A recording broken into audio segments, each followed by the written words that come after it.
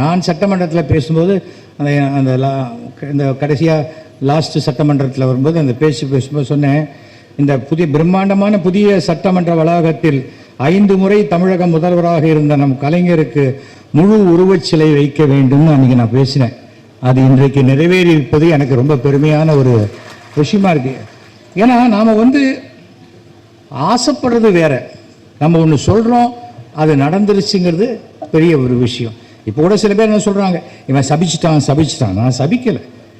மொத்தம் நொண்டி அடிச்சுட்டே வரும்போது கொடுக்க பள்ளத்தில் விழுவான்னா உழப்போறடா அப்படின்னு சொல்கிறோம். அவன் சபிச்சிட்டான்னா அதுக்கு நான் என்ன பண்ணுறது? அதுக்காக சொல்கிறேன். அது எந்த இடத்துல இருந்தாலும் அது என்னுடைய குணம்.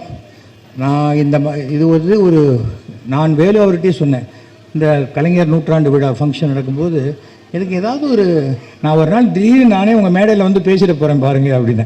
அதெல்லாம் வேணான்னு, நான் கூப்பிட்றேன் உங்களை கரெக்டாக வாங்க அப்படின்னு சார். ஏன்னா வேலு போன்றவர்களுக்கு கூட நாம் ஒருத்தர் அழைக்கிறது அவங்களுக்கு ஏதாவது தர்மசங்கடம் ஆகிடக்கூடாதுன்னு நினைக்கக்கூடிய நல்ல மனம் கொண்டவர் தான் வேலு போன்றவர்கள். எனக்கு ஸ்டாலின் அவர்கள் நல்ல நண்பர்னு சொல்லிக்கிறது எனக்கு பெருமை. நீ நண்பர் அவர் சொன்னாரானா, ஏதோ புக்கை போட்டுருக்க அருமை நண்பர் திரு S.V. சேகர் அவர்களுக்கு அன்புடன் M.K. ஸ்டாலின் கையெழுத்துப்படுது இதற்கு. அதனால் இல்லை நான் இல்லாத சொல்லி நம்ம என்ன பண்ண போகிறோம்?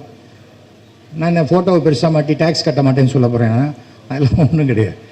என்னை பொறுத்த வரைக்கும் ஒழுங்காக நாம் சட்டத்தை மதித்து நிறுத்தால் சட்டம் நமக்கு பாதுகாப்பு கொடுக்கும். அந்த நம்பிக்கை எனக்கு இருக்கிறது. அந்த கலைஞர்கிட்ட கற்றுக்க வேண்டியதுங்கிறது பார்த்தா, அவர் புக்கை படித்தாலும் சரி, அவருடைய பேச்சுக்களை பார்த்தாலும் சரி, கற்றுக்கிட்டே இருக்கலாம் லைஃப்பில்.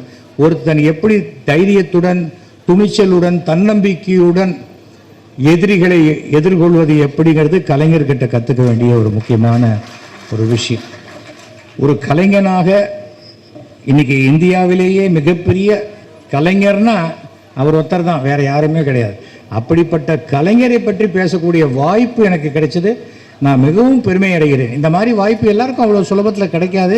கிடைக்கிறவங்க பயந்துருவான், நம்ம இங்கே போய் பேசினா நமக்கு ஏதாவது ஆகிடுமோ அதெல்லாம் பயப்படுற ஆள்லாம் நான் கிடையாது. நான் எது உண்மையோ அதை பேசக்கூடியவன். அது என்னை பிடிக்காதவங்களுக்கும் அது தெரியும். பலகீனங்கள் இல்லாதவன். அதனால் என்னை வீடியோ எடுத்துருவாங்க, ஃபோட்டோ எடுத்துருவாங்கங்கிற பயம்லாம் எனக்கு கிடையாது. நான் யாரையும் சொல்ல, சாதாரணமாக பேசினாலே நீங்கள் ஏதாவது நினச்சிக்கிறீங்க. அது எதுக்காக சொல்கிறேன்னா, நம்ம இதை பற்றிலாம் கவலைப்பட மாட்டோம்.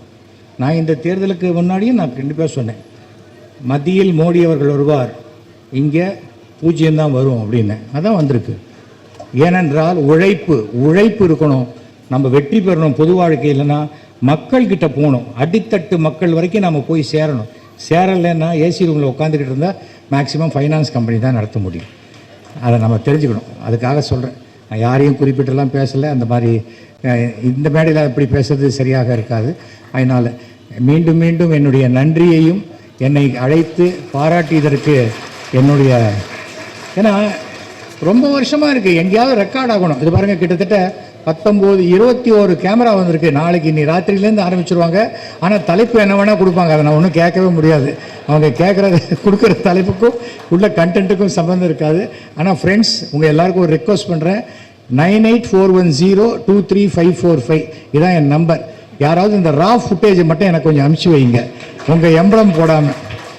ஏன்னா சிலது வேணும்னா கட் பண்ணிடுவீங்க, விட்டுருவீங்க. அதெல்லாம் இல்லாத மொத்த பேச்சு எனக்கு இருந்ததுன்னா அதை நான் போட்டு காமிக்கிறதுக்கும், நான் என்னுடைய ஒரு ரெக்கார்டாக வச்சுக்கிறதுக்கும் சந்தோஷமாக இருக்கும்.